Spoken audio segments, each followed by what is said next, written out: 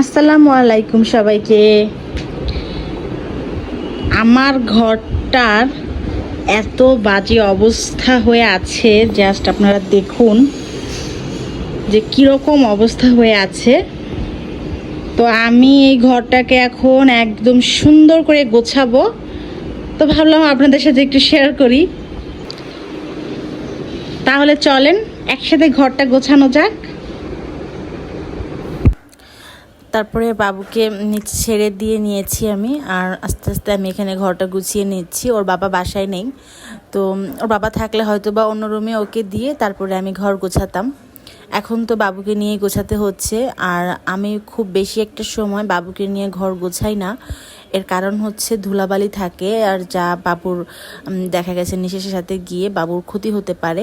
এজন্য আমি কিন্তু বেশিরভাগ সময় বাবুকে নিয়ে ঘর গোছাই না। তো এখন তো একদম না পেরেই পারছি না, এরকম অবস্থা।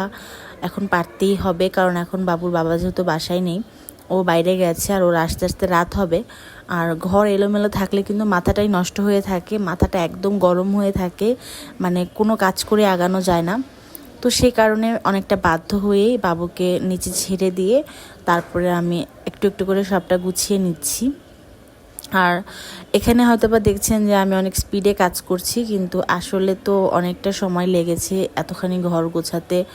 আর বাকি যে আমার ড্রয়িং রুমটা আছে, তারপরে ওই পাশের ঘরটা আছে, ওগুলো তো বাকি রয়ে গেছে। ওগুলো আবার দেখা যাবে পরে করব, অতখানি ভিডিওতে দেখানো সম্ভব না আমার পক্ষে। আর আমি স্পিডটা বাড়িয়ে দিয়েছি, এজন্য মনে হচ্ছে অনেক বেশি তাড়াতাড়ি করছি। এমনিতে আমি তাড়াতাড়ি করছিলাম, কিন্তু একটু তো সময় বেশি লাগছিলই আসলে। আর বাচ্চা কাচ্চার ঘর কিন্তু এলোমেলো থাকবেই, এটা অস্বাভাবিক কিছুই না।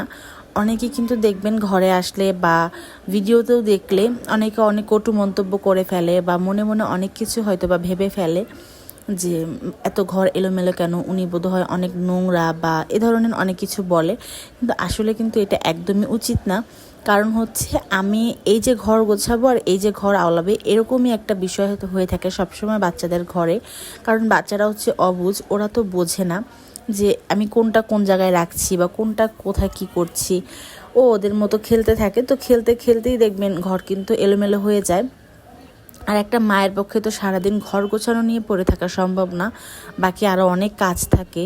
আর একটা মা অনেক বেশি ক্লান্ত থাকে, সেটা অনেকেই হয়তো বা বুঝতে চায় না। ঘরে ঢুকেই যদি দেখে ঘর এলোমেলো, বা অনেক সময় ভিডিও করতে গিয়েও অনেকে দেখে ঘর এলোমেলো, এতে অনেকে অনেক মন্তব্য করে ফেলে। তো তাদের উদ্দেশ্যে এই কথাগুলো বললাম আর কি। তো এই তো অনেকটাই গোছানো হয়ে গেছে, এখন আমি বিছানাটা ধরে নিচ্ছি। আর বাবু এতক্ষণ পর্যন্ত নিচেই খেলছিল, এখনও নিচেই খেলছে। তো আমি এরকমভাবেই কিন্তু কাজ করি, বাবুকে নিচে ছেড়ে দিয়ে তারপরেই আমি বাকি কাজগুলো করি। কারণ উপরে উঠিয়ে রাখলে দেখা যায় কি হামাগুড়ি দিতে দিতে খাটের একদম কর্নারে চলে আসে, তখন পড়ে যাওয়ার অনেক বেশি ভয় থাকে। তো সে কারণে আমি ওকে নিচেই ছেড়ে দিই। তারপরে দেখা যায় আমি যেখানে যেখানে যাই ও আমার সাথে সাথে সেখানে সেখানে যায়, আর চোখের সামনেই রাখি সব সময়। একা একটা বাচ্চা পালা আসলেই খুব কষ্টকর বিষয় একটা। এরপর বারান্দায় কিছু কাপড় ছিল, ওগুলো নিয়ে আসলাম। অনেকটা সন্ধ্যা হয়ে গেছে প্রায়। তারপরে সব কাজ সেরে বাবুকেও কিন্তু আমি ফ্রেশ করে দিয়েছি, সেটা দেখতেই পারবেন আপনারা। আপনাদের কাছে যদি আমার ভিডিও ভালো লাগে তাহলে প্লিজ আমার ভিডিওতে একটা ফলো দিয়ে রাখবেন আমার পেজে, আর আমার ভিডিওতে লাইক দিয়ে রাখবেন। দেখুন ও আমার পিছনে পিছনে কীভাবে হামাগুড়ি দিয়ে যাচ্ছে, আবার আমি যখন এদিকে আসছি তখন ও আবার এদিকে আসবে। এখন তো ঘর ঝাড়ু দিচ্ছিলাম, তো সে কারণে একটু কোলে তুলে নিয়েছি, যেন কোলে উঠে তারপরে আমি ঘরটা ঝাড়ু দিতে পারি। না হলে এই ময়লাগুলো কিন্তু ওর গায়ে যাবে, আর সেটা একদমই ঠিক না বাচ্চার জন্য। তো আমি জানি আমার মতো অনেক মায়েরাই এরকম আছে যে বাচ্চাকে কোলে নিয়ে কাজ করতে হয়, বা দেখা যায় বাচ্চাকে ছেড়ে দিয়ে কাজ করতে হয়, সেক্ষেত্রেও কিন্তু বাচ্চারা অনেক বেশি ব্যথা পায়। আর তখন দেখা যায় কি অনেকেই কিন্তু বলে, কি করিস তুই, বা কেন করিস, বা এই ধরনের অনেক কথা বলে যে কিভাবে ব্যথা পায়। আমার বাচ্চাকে মশায় কামড়ালে তখন দেখা যায় অনেকেই এই কথাটা বলে যে রাতে ঘুমাস কেন, দেখতে পারিস না মশায় কিভাবে কামড়ায়, দেখতে পারো না। তো আমি যখন বাবার বাড়িতে ছিলাম তখন প্রায় আমাকে এই কথাটা অনেকেই বলতো, ব্যথা পেলে অনেকে বলতো খেয়াল রাখতে পারি না। আসলে কোনো মাই কিন্তু চায় না যে তার বাচ্চাকে কেউ ইচ্ছে করে ব্যথা দিক বা ইচ্ছে করে মশার কামড় খাওয়াক। এটা আসলে হয়ে যায়। এখন একটা না তো আমি আমার বাচ্চার দিকে তাকিয়ে রাখতে পারবো না। ও যেহেতু এখন চঞ্চল হয়ে গেছে মাশাআল্লাহ, তো এখন তো ব্যথা পাবে একটু একটু, মশা কামড়াবে একটু একটু। এটা নিয়ে আসলে বাহিরের মানুষের মন্তব্য না করাটাই ভালো বলে আমি মনে করি। আসলে আজকে বলতে পারেন আপনাদের সাথে আমি আমার মনের কিছু কষ্টের কথাই শেয়ার করলাম। কারণ হচ্ছে আমারও কিন্তু ভীষণ কষ্ট হয় যখন ও একটু ব্যথা পায় বা ও একটু মশায় কামড় দেয়। ওকে মনে হতো যেন আমার গায়ে কামড়টা দেখ মশা, ওকে যেন না কামড় দেয়। প্রত্যেকটা মাই কিন্তু চায় তার সন্তানকে সবসময় দুধে ভাতে রাখতে, এটা কিন্তু আমরা সবাই জানি।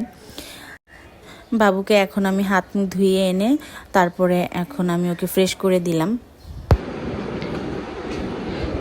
তো এই তো অবশেষে আমার ঘরটা গোছানো হলো। এই যে এখন বেশ শান্তি লাগছে।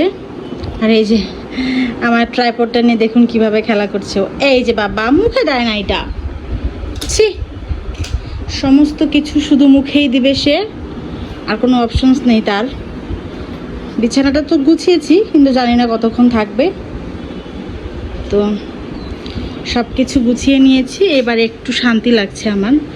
আর এই যে এটা ওর বাবা বাইরে থেকে এসে তারপর এটা পরবে। আমি যখন ভিডিও করছিলাম তখন ওর এই ট্রাইপডটার দিকে এত নজর ছিল, তো সেই জন্য এখন দিয়েছি যে নে একটু খেলে নে, তারপরে আমি রেখে দিব। ওকে একটু ফ্রেশ করে দিয়েছি।